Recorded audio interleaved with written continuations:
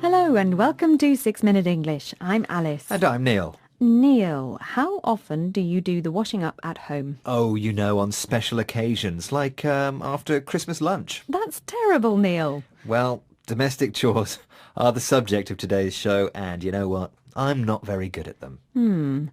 Domestic means to do with the family or home, and a chore is a boring job that needs doing. Not being good at chores sounds like a bad excuse for avoiding housework, Neil. I suppose you're right, but I wasn't surprised to learn that on average women spend several more hours a day doing chores at home than men. Maybe men have a higher threshold for dirt and untidiness. Do you have a high threshold, Neil? Yes, and threshold means the point at which you begin to feel something.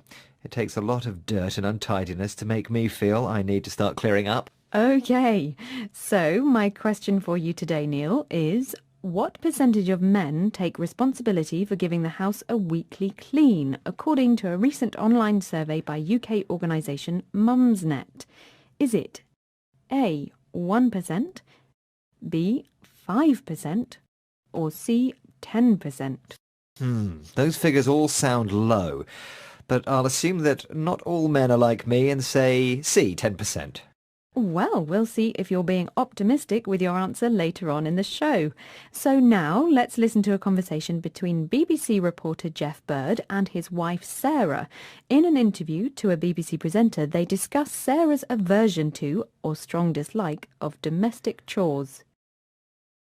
The thing is, it's a boring thing. You should just do the minimum amount you need to do to get by. That is my policy. I would say I definitely work harder than you do and therefore have less time.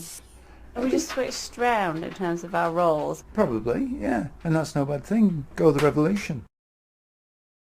Sarah and Jeff there. In their household, Jeff does more chores because Sarah finds them boring, and she also does more paid work. She thinks people should do the minimum amount of housework, or least amount needed, to get by. And to get by means to achieve something with difficulty. So Jeff does most of the cooking and cleaning in their house, which, as we discussed earlier on, isn't usually the case for men. He doesn't seem to mind, though, does he? Well, no, that's right. He says switching roles is no bad thing. In other words, it's a good thing. Yay, go the revolution. Just don't include me, because I'm with Sarah. I hate housework. Okay, well, let's assume that Sarah and Jeff aren't typical of most families and consider the serious implications of women doing more of the household chores. Some domestic tasks can be strongly gendered or specific to one sex. For example, doing the laundry, organising your children's school and social lives are often jobs that women do. But putting the rubbish out or fixing a leaky tap, those are what many people still see as men's jobs. Well, I put the rubbish bins out in my household, Neil. Anyway, this means women often spend significantly more time doing chores at home, juggling this with paid work. Yes, that sounds like a lot. I can see I'm going to have to get my pinny on a bit more at home, Alice. I hope you do, Neil, because a bit more give and take at home could help improve a working mum's prospects of getting promoted at work and earning more. And for those of you unfamiliar with the word, pinny or pinafore means apron. And give and take means compromise. Let's hear now from Professor Jonathan Gershny, co-director at the Centre for Time Use Research at Oxford University, talking about why it's important to protect your earning capacity or ability to earn money.